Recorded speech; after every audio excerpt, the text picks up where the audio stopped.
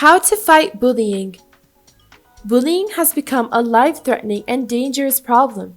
It is not possible for children to get away from it, which has led to many suicides. Schools are failing to take a stand against bullying, and educators have a hard time satisfying everyone with parents, politics, and the media involved. That's why we gathered some important tips for you to help with fighting bullying. So, when is it considered bullying? At some level, most children get teased by a sibling or a friend, and when done in a playful, fun, and mutual manner, it's typically not harmful, and both kids find it amusing. But it crosses the line into bullying when teasing becomes hurtful, unkind, and continuous and needs to stop. Intentional torment in physical, verbal, or psychological forms is bullying. It can range from hitting, shoving, calling names, threats, insulting, and extorting money and belongings. Some children bully by shunning others and spreading rumors. To taunt others or hurt their feelings, others use social media or electronic messaging. Bullying is important to take seriously and not just brush it off as something that children have to tough out. The consequences can be extreme and impact the sense of safety and self-worth of kids. In extreme situations, bullying such as suicides and school shootings has led to tragedies. Why do kids bully? Why do kids bully is a multifaceted question. Why do they bully kids? The issue is a multifaceted one. Kids who bully also feel that bullying can make peers accept them. In addition, to improve their own sense of self-worth and social status, they lash out at others. And the victims of bullying are not just children who are being bullied. Rather, the psychology of bullying is harmful in all ways, causing lasting damage to the poor child being bullied and also to the bully. The long-term consequences of bullying include damage to self-esteem on both sides of the coin. Therefore, curing the impact of bullying means healing everyone involved. There is another answer to the "why do kids bully" problem. Ultimately, bullying may be an indication of anxiety, depression, or other mental health condition in a child or adolescent. Kids who bully may need evaluation, therapy, and likely mental health care, and victims of bullies can also need a mental health professional to provide additional help. What can parents do about this kind of situation? Listen calmly and give encouragement and help if your child tells you about being bullied. Children are also afraid to tell adults about bullying because they feel humiliated and embarrassed that it happens, or fear that their parents will be irritated, upset, angry, or reactive. Kids often feel like it's their own fault, that it would not happen if they looked or behaved differently. Often, they're worried that it'll get worse if the bully figures out what they've written. Others are concerned that they will not believe their parents or do anything about it. Or kids fear that their parents will urge them when they're afraid to fight back.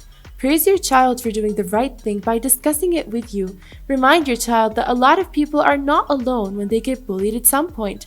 Explain that it's the bully, not your boy, who is behaving badly. Reassure your child that together you'll find out what to do about it.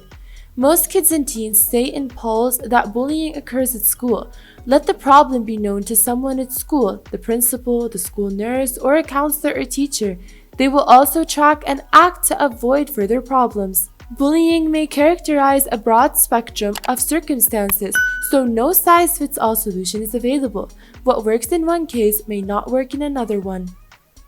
What are the effects of bullying? Bullying produces an atmosphere of intimidation and affects all involved negatively.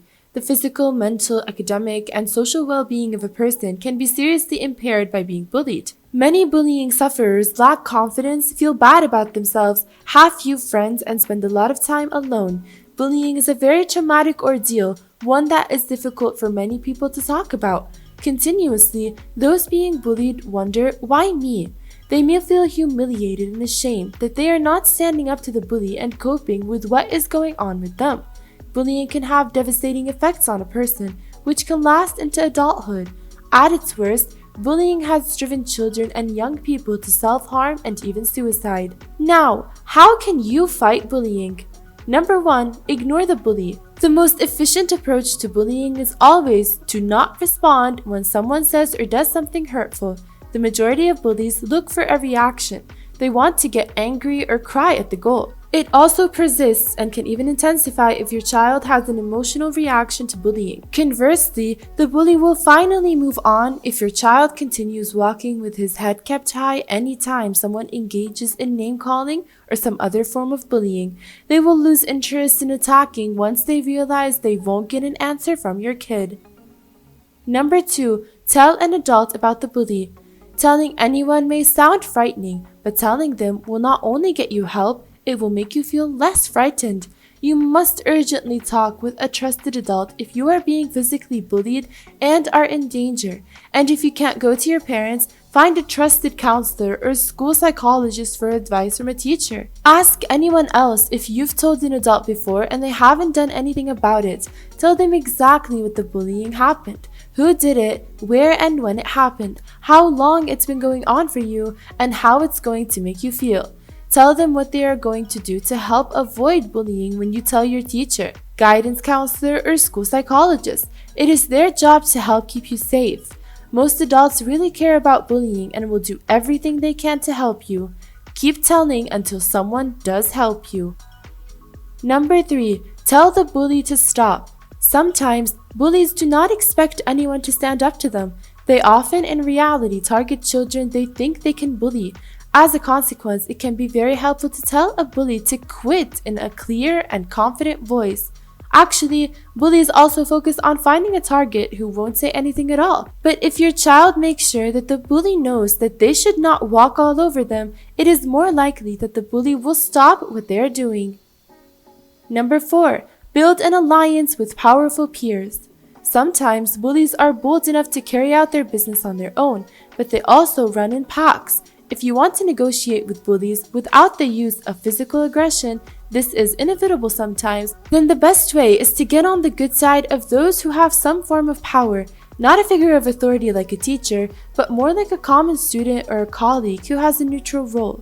The more respect and friendship you earn, the more likely it is that the bully will think twice about attacking you. Number 5. Condition yourself mentally.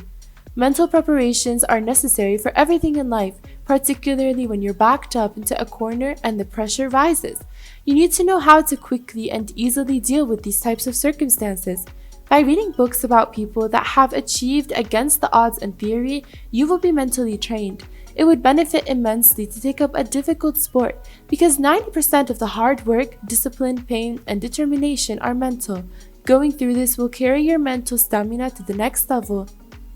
Number 6. Show no reaction. The whole purpose of bullying, while making the bully feel better, is to make the victim feel bad about themselves. It will only confirm that the bully had an impact on you by crying or throwing a temper tantrum. Often, no reaction is the best response and to continue doing what you're doing.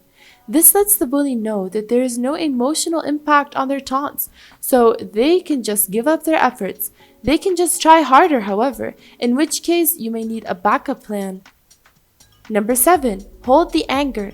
It's inevitable that the bully gets mad, but that's what bullies thrive on. It makes them feel better.